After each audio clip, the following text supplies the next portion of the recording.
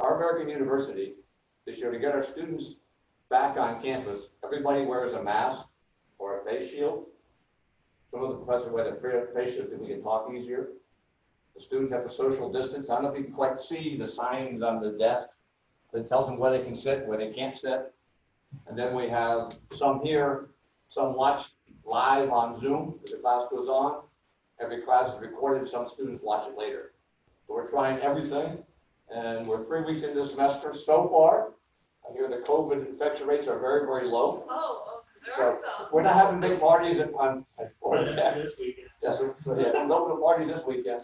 So we stopped all the sports, I guess all the clubs. So it's kind of really strange around campus when you walk around. You don't see as many people. The classes are going on. That's great for me. So what I take you through the last summer, we had the great pleasure, everybody, of our X-Culture, what do you call it, Global Symposium, Boss, I think, was in Calgary. And by the way, Boss is a proud graduate of the University of Calgary.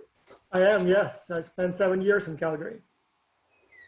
One of our challenge companies was the Lake Louise Ski Resort. And one day we got to go up there and take a tour of the ski resort. We got to go up ski lifts. We saw little bears running around, all sorts of animals. It was a really cool experience. But as part of that, we met Pete Woods. And Pete he's the president of SkiBig3. And there's exactly what it means. There's 3 big mountains in the Banff, Lake Louise area. And his company sort of packages those. Now, here's some swag he gave me of SkiBig3. And that is merchandise. Also, here's a picture. And he gave me some stuff. So, well done keeping all that, by the way. That's impressive. Pete's here. All right. How you doing, Pete?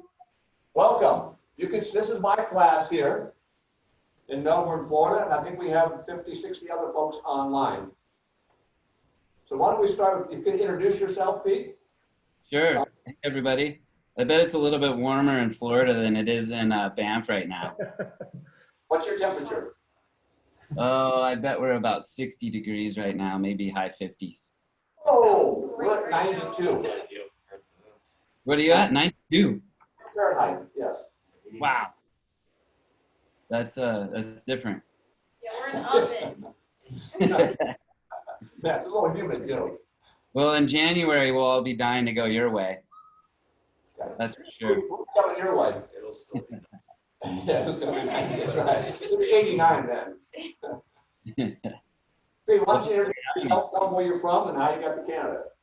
Yeah, for sure. So my name is Pete Woods, and I'm the president of SkiBig3. As Tim explained, we're the joint venture of the 3 ski areas here in Banff National Park. So we have 2 towns. We have the town of Banff, and we have the town or hamlet of Lake Louise. And within that 40-minute drive, we have 3 big ski areas. And so the 3 ski areas are owned by different families, and each of them own a piece of SkiBig3. And our mandate is really about driving visitors, enticing visitors, maybe more than driving, to come visit us and ski our mountains. And also do a fair amount of cycling and SUPs, paddleboards for the summertime. So we're a year-round organization, mostly focused on winter. That's our core business for sure. And we've been in business for over 40 years, close to 45 now. And so it's a long-standing program.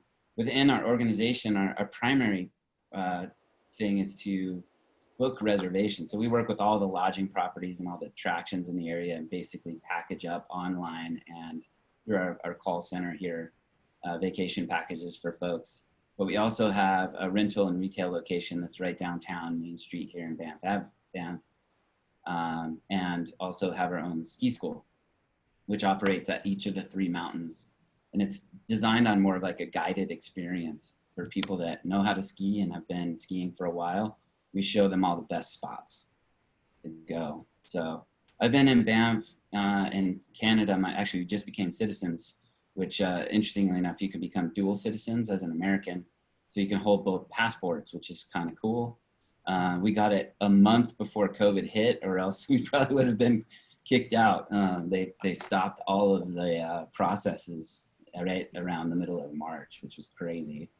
I grew up in Boulder, Colorado, worked at ski areas right out of college, ditched school a lot. Oh, sorry, I shouldn't say that. To ski. These guys do too, Pete, don't worry about it. I had a bribe to come today.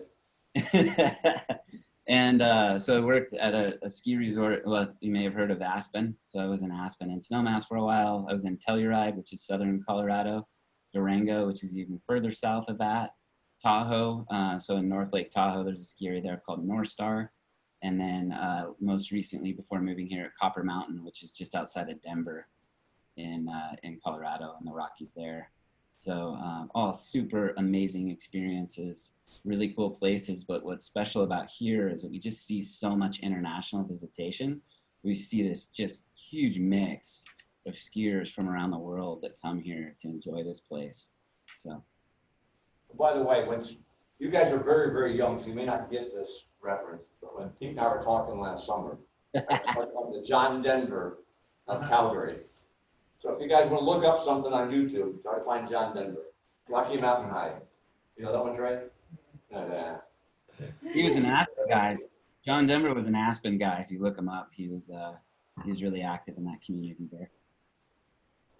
Hey, Pete, could you just take a minute to talk about each of the mountains when we talk about Big Three? What's unique about each one? Yeah, absolutely. All three? Yeah. So within the town of Banff, that's where most of the lodging is. You see about 80 to 90% of the people stay in the town Banff. And just up the hill from downtown Banff is Mount Norquay. It's the closest mountain. It's also the smallest one, but it's really cool in a way that it only has 4 chairlifts, but it has a bunch of really, really long terrain top to bottom. It's the place that most people haven't heard about that leave here going like, wow, that place is way, way better than I ever would have imagined.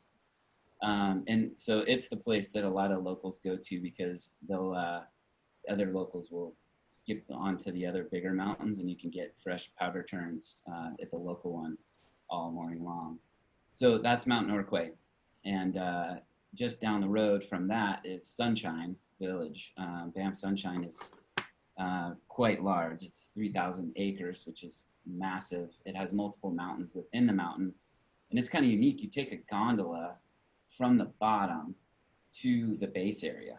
And then from there, that's where all the chairlifts go. So if you think about a catcher's mitt, it's sort of like a 180 in terms of the range within it that you can ski. And there's huge, huge, huge terrain in there. Lots of mix of beginner, intermediate, and advanced terrain. They also have a lodge up there, which is really cool because the gondola shuts off at night. And so you're just up at the top of the mountain all by yourself, this massive hot pool. And it's really, really cool. And then another 20 minutes down the road from that is Lake Louise. And so you have the hamlet that's there. If you look up Lake Louise, you'll see this crystal blue lake that is famous. And there's hundreds of thousands of people that check that out every year. Just across the valley is the ski area. And the family that's owned that is the Locke family. They've had it for a number of years. They started working on their development plan, which was approved last fall. They started in 1981, building that development plan. It took that long to get parks to approve their new plan, which is really cool. So there's a new lift that's going in right now. They flew the towers this past week. It accesses a whole bunch of really new, exciting terrain for us. It's about 500 acres of terrain. So it's just massive. And also with this new chairlift, we'll be able to access some of the other terrain much quicker than in the past. So those are the 3 mountains that we have here. And did I miss anything? We have bears, but they don't really come out in the winter so much. They're hibernating, but they're out and about right now for sure because berry season is full on. So you'll see them around town. And with COVID in full swing this year, you can just see elk roaming the streets with way more elk than you saw people. It's crazy. Don has a question. Can you see her all right? Why don't you stand up so we can see you? So out of the 3, what would you say is has the longest run for someone who's? Well, I would say Sunshine and Lake Louise have comparable lengths of runs. And I say that because at Sunshine, when you take the gondola up, you can actually ski that all the way down. So it's not really like a big wide trail like you'd see. It's more like an access road, but it goes on for a really long time. It's a 20-minute gondola ride that you can ski out. So it's significant. And then Lake Louise from its top mountain all the way down, both of them would be multiple miles of terrain top to bottom. So it's really big. Without question, most people that visit here, if once lunch rolls around, they're starting to feel the legs. By 2 o'clock, they're ready for a beer. And then, which mountain do you see most of your boarders at? I would say probably more at Sunshine. They've got they've really invested quite a bit in their park, and they have this really massive area that's actually this big wide open meadow that is kind of a unique thing in this area. There's a little bit of snowmaking that happens, but not much. It's something in North America that's a really big deal, especially with global warming. Making snow is becoming more and more critical. But at Sunshine and at Lake Louise, they farm snow. So they set up these fences to catch the snow as it blows through, because so much of the terrain is above tree line. And they're able to build out a lot of the terrain in parks that typically are, millions of gallons of water that are required to build the features inside a terrain park. So I'd say probably that Sunshine would probably see a little bit more visitation on it, but all three of them are really good for snowboarding and skiing. Hey, Pete, can you talk about the Icon Pass and how that plays in with your whole marketing of the area there? Yeah, for sure. So one of the things that we've seen, and Tim did a really good job explaining this in the document that you guys should have, and that is... They won't read it, though. They won't read it. It's worth a read. It's a good read. So what's interesting about the industry is what we've seen is that the number of skiers has not been increasing as much as the numbers of skiers skiing more, if that makes sense. So the frequency of the existing skiers is higher than new participants coming into the sport. And so what we're seeing is things like multi-mountain collaborations, where historically you'd only run programs or only have an offering within your own business, or there'd be companies that own multiple ski areas, but they really only run programs within their own, like their own family. And this was broken open a few years ago by a program that was called the Mountain Collective Pass. And that pass was a whole bunch of over 20 ski resorts that none of them were owned by the same group. In fact, that product or program wasn't owned by one individual group. It was shared collaboratively across this whole network of ski resorts. What it does is it allows each skier, in this case, to go to every single mountain that's a partner and ski 2 days free on this pass. And then every other day is 50% off. So all of a sudden you started to see what skiers would normally do, just ski in their backyard with high frequency there, start to expand and take trips with a season pass. So introducing the Icon Pass, they took that concept and basically bought a whole bunch of ski resorts and then brought in a bunch of partners and introduced what's now called the Icon Pass. And that's a huge number of resorts across the world, including Australia, Europe, Canada, and the US. And so you get 5 days or 7 days of skiing, depending on which level you purchase, at every single mountain. And then you get unlimited skiing at some of the bigger backyard resorts in California, Colorado, a little bit in the East Coast, and a little bit in the Northwest US. Whistler in Canada would be included on a different program, which is called the Epic Pass. So there's kind of three now. There's the Mountain Collective, there's the Icon Pass, and then there's the Epic Pass. So it's a little bit confusing because they kind of all do a similar thing, but they allow skiers to go to a whole bunch of different mountains in one season. So Peter, you guys just involved in with Icon, not the other two programs?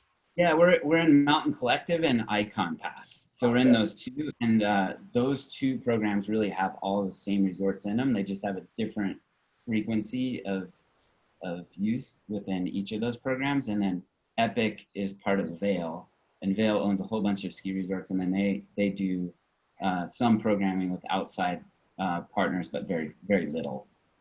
Gotcha, gotcha. Can we shift now? Can you talk about the ski season, and the skiing trends, and how many people were coming to your area prior to the pandemic hitting back in March? How was ski season 1920 up until March 15th or whatever? Well, so internationally, we've seen compounded growth since 2014. And it's been a really, really fun ride. And what we've seen most of the growth out of is the US. So it represents about 60% of the business through SkiBig3 is US. The balance of that, only 23% is Canada. So that puts us in a weird spot with borders closed right now, as you might imagine. But within the US, we've really seen a lot of our brand growth come through these multi-mountain passes and a really concerted marketing effort pushed hard into the US. We've had a really, really strong digital transaction campaign that has been incredibly effective. And oddly enough, our pacing into August was up about 30% year over year, even with COVID. I think as the realities of border closures and the approaching winter has happened, we've seen that start to flip, and now we're down compared to last year, which is a weird spot for us because we haven't been down in 1 month since 2014. So, Prior to COVID, what does skiers look like? Age, income level, gender, that kind of stuff? Yeah, so gender, predominantly male, but what you tend to find within with ski in general is that the male skiers tend to be the predominant participant, but the decision maker is the female, go figure, and then they're the ones that really kind of help choose where they're going to go. And so we're not much different than the industry in that. We tend to, our age range is about a 25 to 55. So if you look at the demographics across the industry, baby boomers are definitely the primary participants, and they're aging out. So there's been a lot of work to try and get the younger generations to participate. And there's a typical cycle where as youth, kids come into the program, as they get into college, they start to taper out. As they have families, young families, they tend not to participate till the kids get just a little bit older. That's both income and just availability of time. And then they re-enter the sport on through. Most people that come to Banff, almost without fail, ski the resorts equally. So when a person comes, especially from the US, they go to Sunshine the same amount as Lake Louise, and then a little bit less at Norquay, the smaller mountain in town. So it's pretty normal participation. We tend to see typically 5 nights of lodging, 4 days of skiing, and then that 1 day is a travel day in there. That's pretty much what we'll see all the way through. Typically in a normal year, we'll see about 40% of our bookings for the winter come in by November 30th. So we have a pretty good indication by November 30th what our winter is going to look like. And then we'll see things pick up as we get through the rest of the winter season. So when is the ski season for you guys then? When does it start and when does it end? We go long. So we start early November and we finish the end of May. So we have a long season. In fact, you could go ski some of the glaciers today. There's good skiing even right now, but the core season is typically the middle of December is when we see peak visitation happen through Easter, which obviously flexes between the end of March and into the middle of April. This year it's the end of March. So what that happens for the whole industry is kind of interesting, is that builds compression into the month of March. So we'll see, because Easter falls in there and spring breaks fall in there, it gives this really high compression during that time period, and we'll see stuff slow down in the month of April. Now, with that said, I think COVID could change things quite a bit, because time is sort of, with the uncertainty and time being on our side for a long ski season, we may see some of that visitation push later into the year than we've seen historically. Pete, in terms of, so fast forward now, we're in September, still in the middle of COVID, you guys have travel restrictions. What's the business look like right now in terms of people in Banff, your reservations for the upcoming ski season, preparations you guys are taking for it, those kind of things? Yeah, so there's so much work happening in the entire industry right now. And one of the things that was just announced this week is Vail, who is the one that has the Epic Pass, has announced a reservation system across all of their resorts. This is like 45 ski resorts. And that reservation system is basically anybody that holds a season pass has to go into their online program and basically pick the days that they want to ski for their winter trip. And then when they get into the season, they'll have to choose their days that they want to ski the day before they go. And obviously, if their volume is so high, they'll have to restrict. We're fortunate here in Canada because we have a little bit more manageable processes around our volumes in general. And we typically don't see the kind of crowding that can happen at some of the bigger resorts in the US. So we don't anticipate that being a challenge that's greater than what we've seen in the past. That said, we also don't know what's going to happen. And one big win for us this summer for the coming winter is that within gondolas and chairlifts, face coverings now are acceptable to basically change the spacing requirements. So historically, you couldn't mix cohorts in a gondola or a chair unless they had to be cohorts. Now with face coverings, you can mix them. So that makes a huge difference in terms of getting people up the mountain. There's two remaining pretty big challenges ahead for us that we're working on right now. The first one is transportation. So within Canada, in public transportation, you can use face covering to minimize the spacing requirements inside buses, for example. Within private transportation, you cannot. And so we're trying to get the health services to adjust that to make face coverings acceptable within transportation so we can run bus shuttles to the ski areas. That said, most people we're seeing, and all the research points to, people are more comfortable in their cars than they are in buses. So we're anticipating most people are going to want to drive to the resort anyway. So then the last remaining kind of big challenge for us in terms of just an operational standpoint is the inside lodges.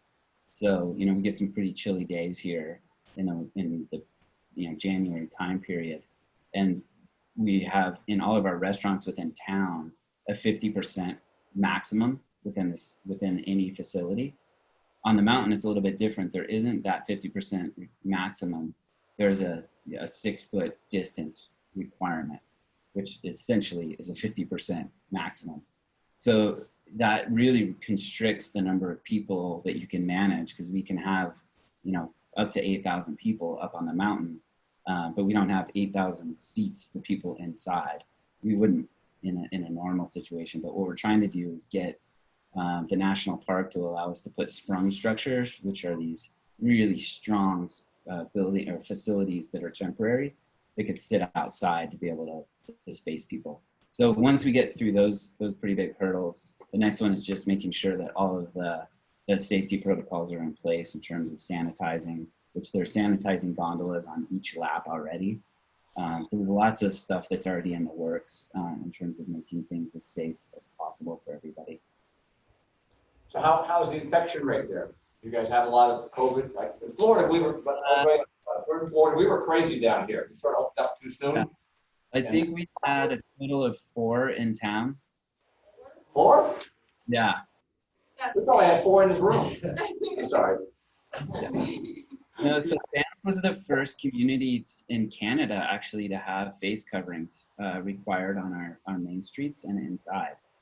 The government in Canada, I have to say, did an unbelievable job moving quickly to getting people to move within a whole bunch of different safety protocols. They did this provincially as well as federally. And they worked really well in unison. Like I'm sure they battled behind the scenes, but they put a good front on.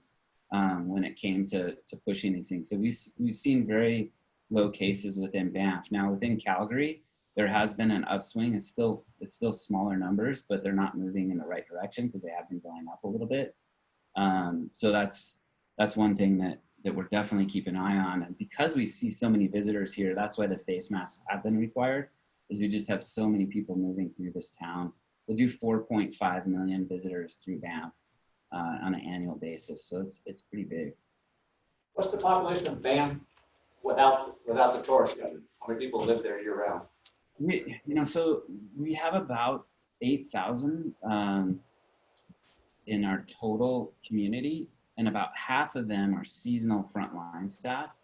So Banff is a very unique place in that you can't live here unless you have what they call a need to reside. And that basically means you have to have a job within the park.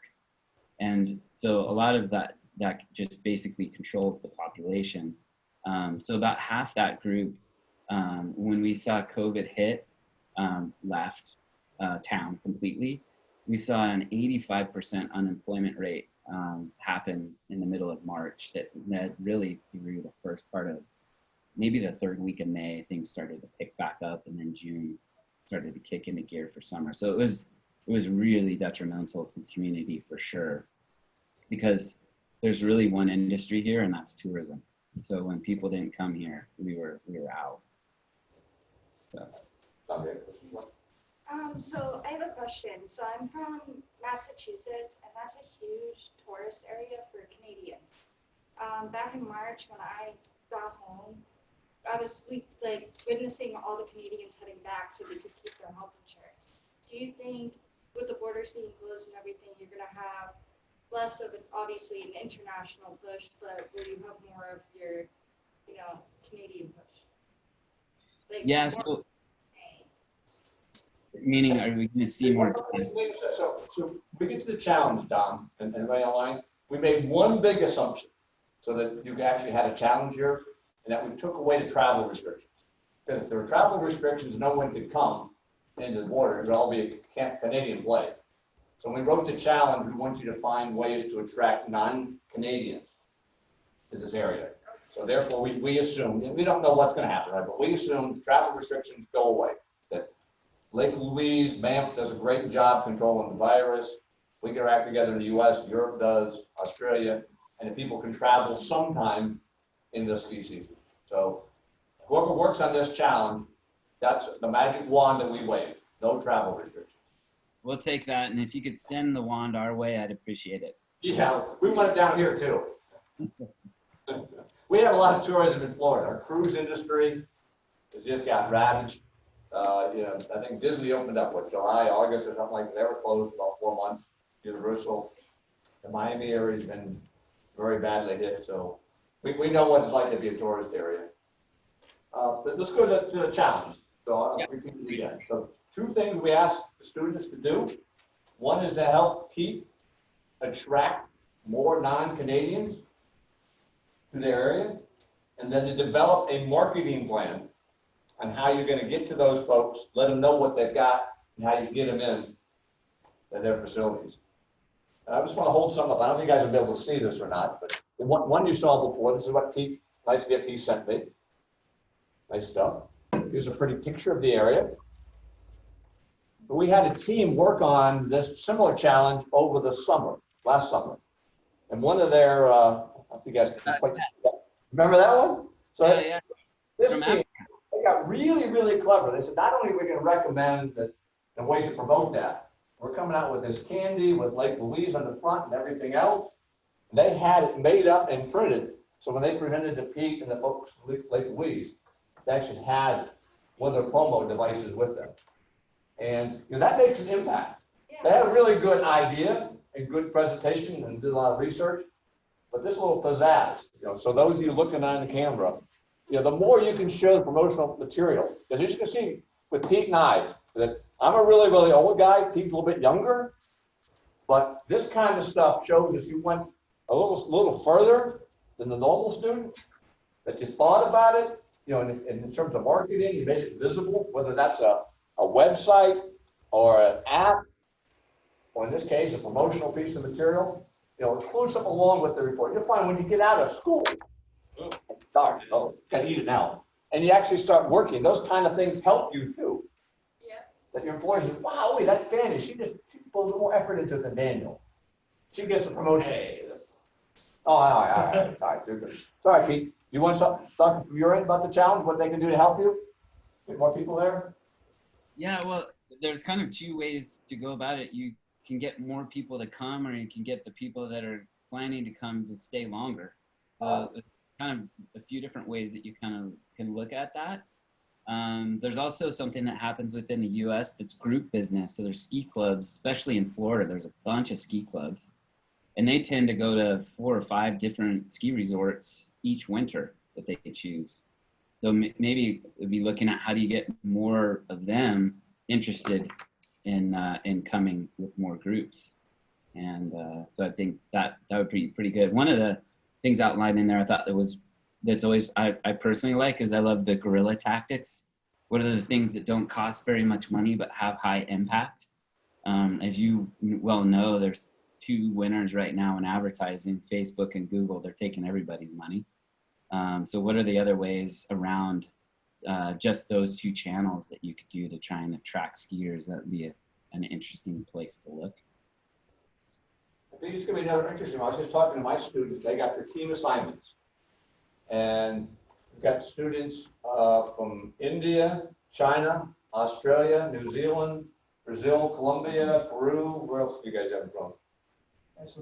Ecuador. So around the world. And as you saw before, they're on teams of 5 to 6 individuals. So for that mix of stuff, we'll get some folks that are from Florida, some folks other parts of the world, and they start talking and mix them up. Let me see, anything else you want to say before I open up the questions, Pete? We have about 15 minutes or so.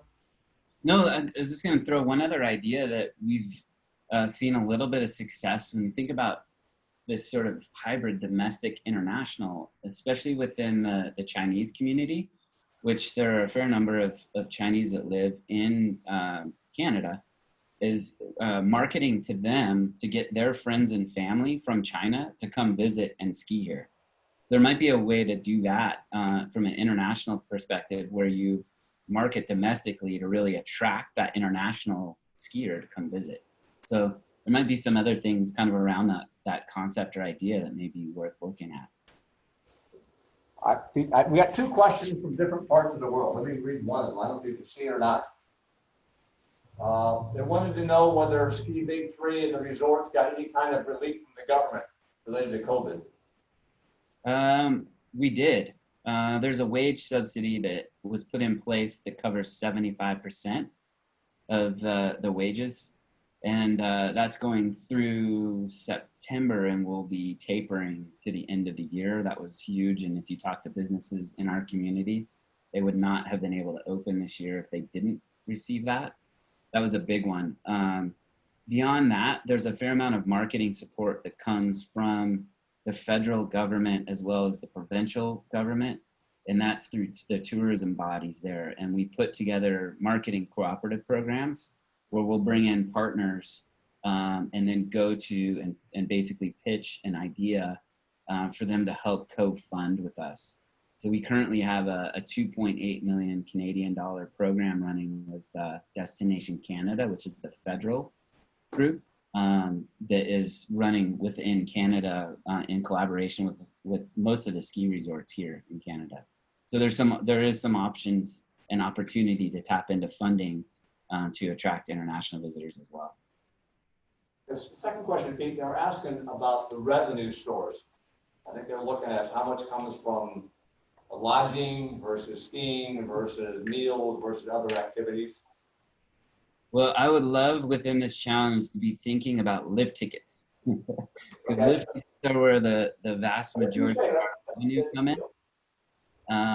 Rentals are a really, really good one as well, but those come off the back of the lift ticket. So if you sell a lift ticket, your chances of selling the rentals is quite high.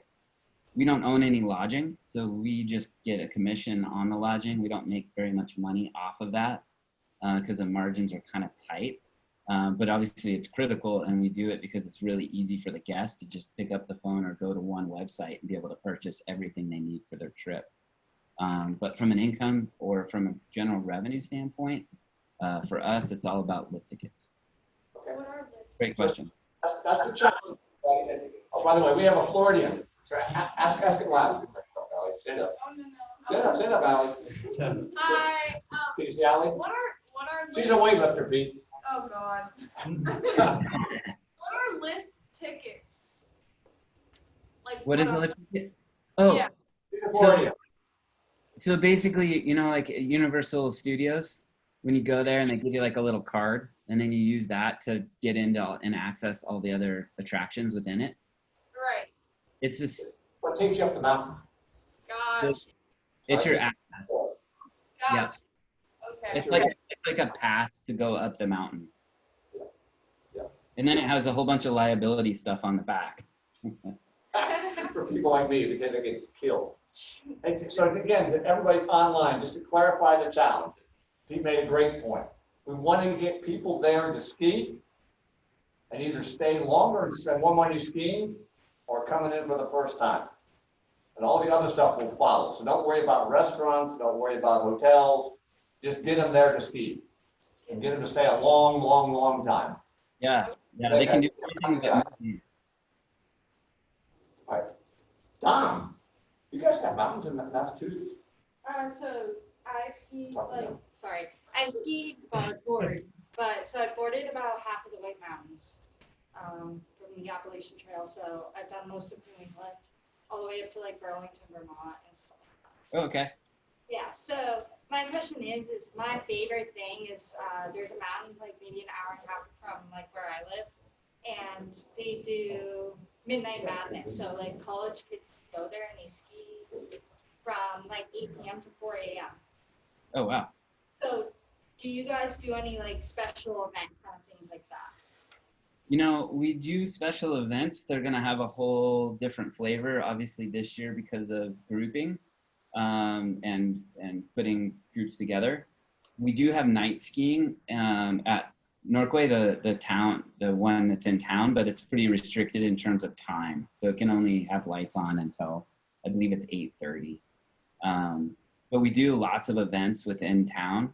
And, you know, within the town itself, there's lots of opportunity for more events like that.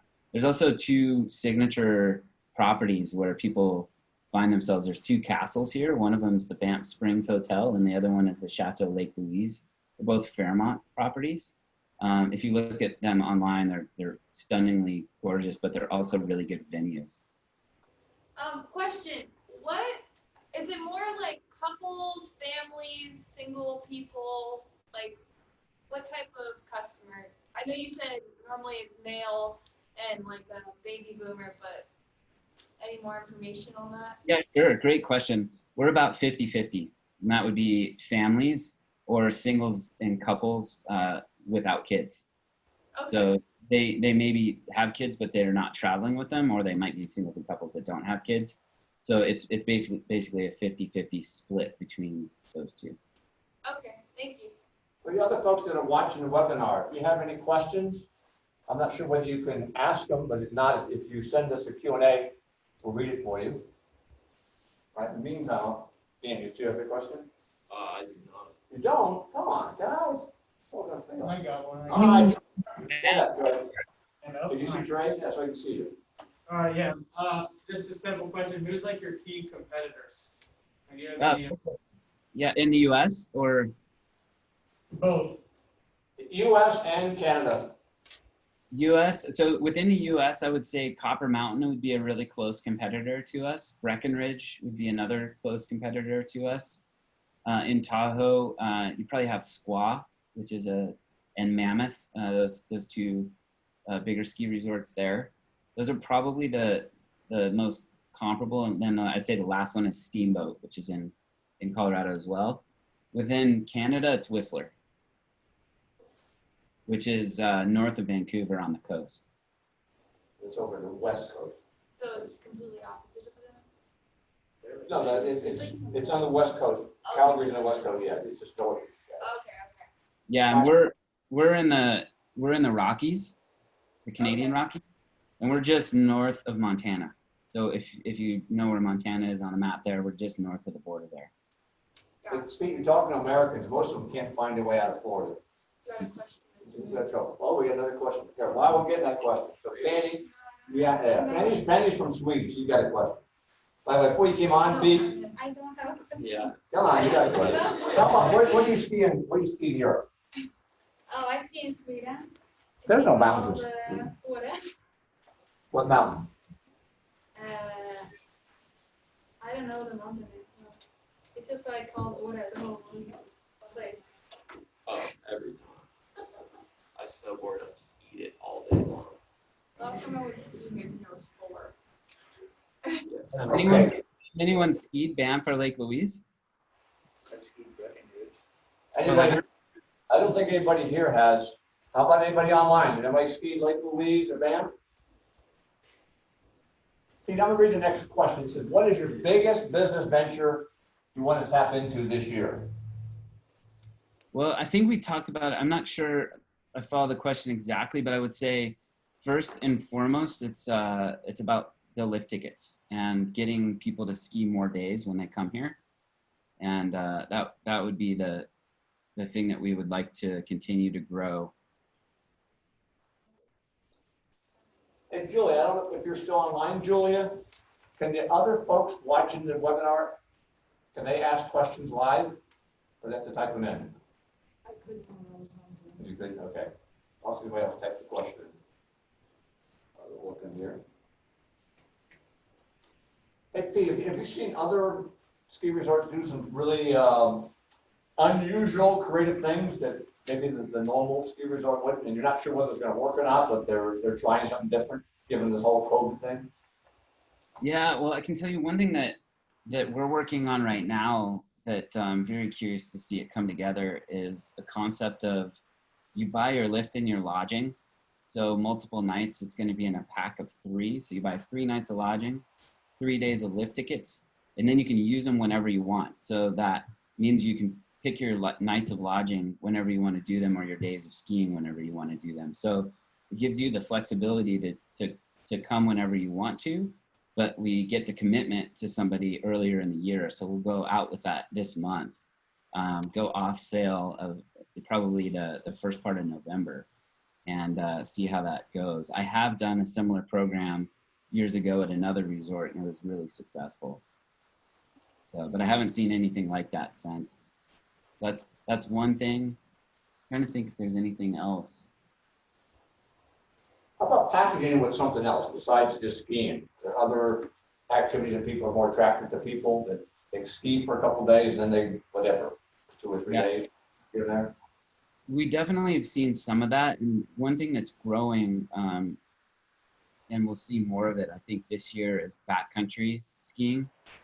So people accessing the backcountry, which requires training and a lot of knowledge because it's incredibly dangerous if you don't know what you're doing. So we're anticipating to see growth there. And so what we're doing is packaging access for people to be able to go out with a guide and do that rather than out on their own. And so you could buy your vacation package and then bundle in one of those day experiences.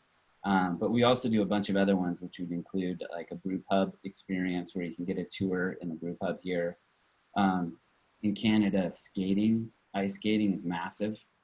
So we see a lot of people that rent skates and go to any of the arenas around here. And you often see the Zamboni driver going down the main street here on his way over to the next spot to do the ice. So that's a really quintessentially Canadian experience that people tend to do.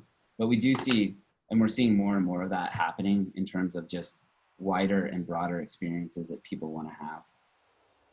Do you have any like nightly activities like a bonfire or like places to go drink and look at the scenery or lights or stars or something like that? Yeah, there is on limited days, there's some stargazing opportunities, which are really cool here.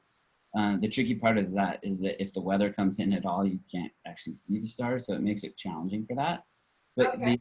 the bonfire is another really cool one where at the skating rink next to the high school, they have bonfires all around it, and they have music going, and it's a really, really cool experience that people can do. So they can ski all day and do that at night. Right, because like if you advertise something like that, maybe they'll stay an extra night or two. So I was just wondering about that. Yeah, it's a great idea. Yeah. When my kids were younger, what we always like, we go to the national parks in the U.S. and they have like these little ranger programs where like we could go off and sightsee, then the kids would go off with a ranger and they go see something and get like a coloring book. But they keep occupied a couple hours a day. And every park we went to, they do some activities that were sort of educational. And they get this little badge, but my wife and I like it because we sort of got rid of the kids for a couple hours a day. Yeah. Like that there? We do have Meet the Mounties. So Oh, here are the Mounties. Lord. Have those guys out, and you can go hang with the Mountie for a bit.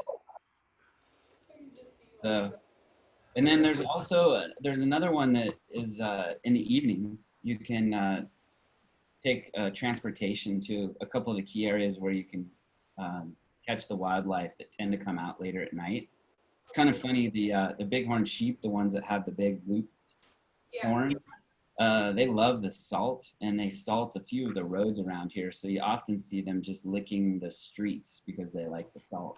So as long as you know where to go, you can see the wildlife. Typically, you can see elk in town almost any time of year, certainly deer.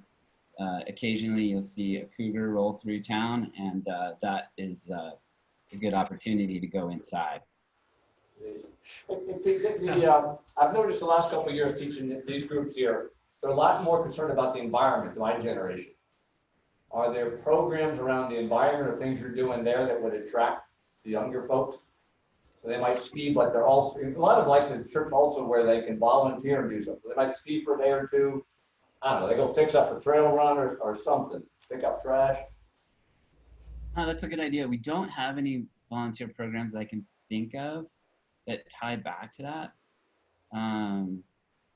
Yeah, that's a great idea though. There's no reason why we couldn't do it. There's certainly interpretive programs that are run with the national park that are really more about what they do with park preservation. So, you know, what are some of the things that the researchers are doing in the park here to try and increase the habitat for bears, for example? All right. What to get the, who's asking a question? My tech skills aren't too good, Pete. That's cool. What? I see a question here that do you generate revenue through renting equipment? We absolutely do. It's a really good source. But it also is a good opportunity for people. We saw, especially when the airlines started to charge more and more to bring stuff on, people weren't bringing their skis with them. They're just bringing their boots if they did have equipment.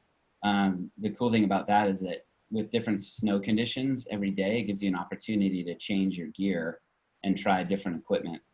So it's a pretty good way to go. Mr. Mo, he was reading the question. Oh, sorry. All right. Then we had one, Pete. I asked him to think outside the box about drone experiences. Drone experience?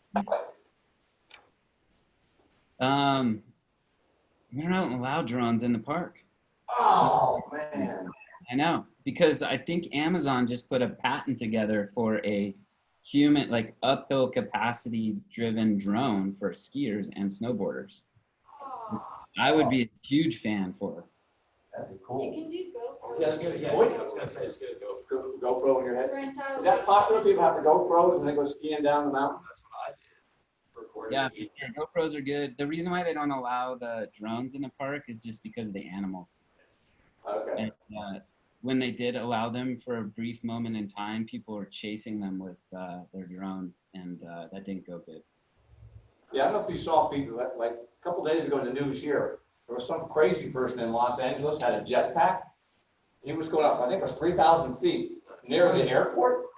And some of the pilots that were landing could see this guy as they were landing. That's pretty. They got spun Oh up. my God, it's so amazing.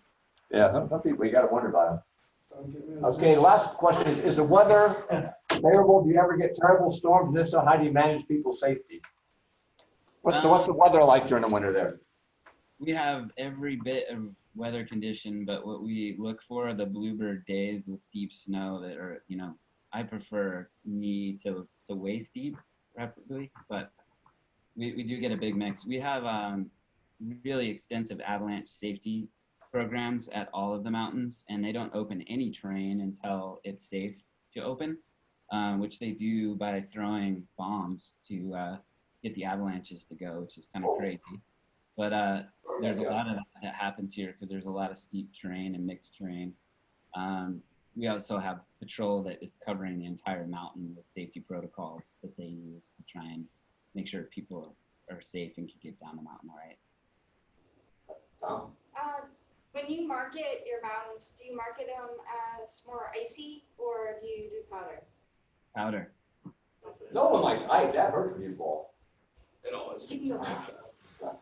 Yeah, a lot of people from East Coast U.S. and Eastern Canada kind of freak out a little bit about powder because they just don't ski it as much in the East. So in that case, we tend to talk about grooming, which is the snowcats basically turn over the snow and then lay down these really nice like corduroy lines and make it really, really fun to go on. And it's a little bit more accessible for somebody that hasn't been in powder before.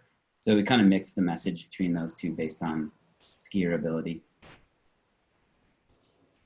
Hey, Pete, this last question is really great because it's going to help us wrap it up. The question says, to clarify, if we pick SkiBig3, the task is to keep residents coming, going back, and tourism going back to the resort in general. No, that's not exactly the challenge. So let me get this off the screen. I'll tell you the challenge.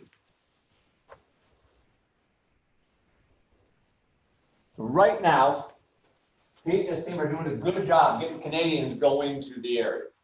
So the challenge for all the students in X Culture that choose SkiBig3 is to find non-Canadians that would use their services that want to ski and help us figure out how to get them there and to stay longer. And as I said before, the assumption is there's no travel restrictions. So people can travel from any place into the ski resorts. But your challenge, identify a target market that's not Canadian, and how do we get them there? Spending their money. Anything you want to add to that, Pete, in terms of the things you want to make sure we cover? Well said. No, I mean, I think that you are going to have some really fresh perspective on this, and I'm really excited to see what ideas you come back with. Be curious to see what kind of other things you uncover that people are doing that maybe you can put a different spin on that may work here. One of the things that we really try and focus on is it's all about the last of the wild places. We're one of the few places that you can ski in a national park. There's only one other in the world. So it's a very, very unique experience for people. And so we want to preserve that.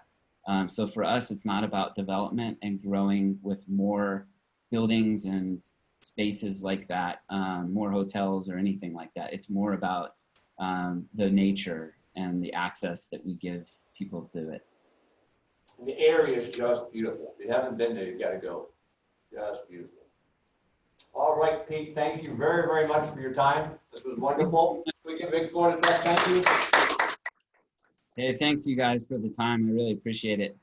No problem. Good luck, Pete. Thank you for everybody joining us online. Take care.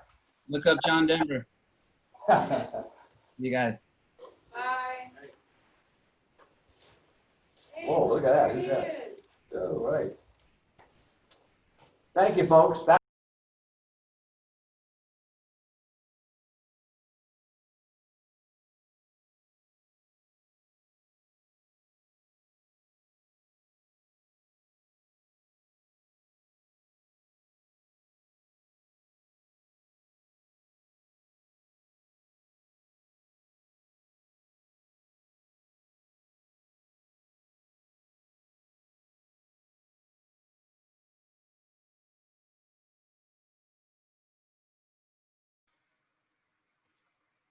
Hey everyone, so is the meeting over or did I miss something? Can you put it in the comments just to make sure that it seems like, yeah, seems like it's over. Okay, so let me pause the whole thing here and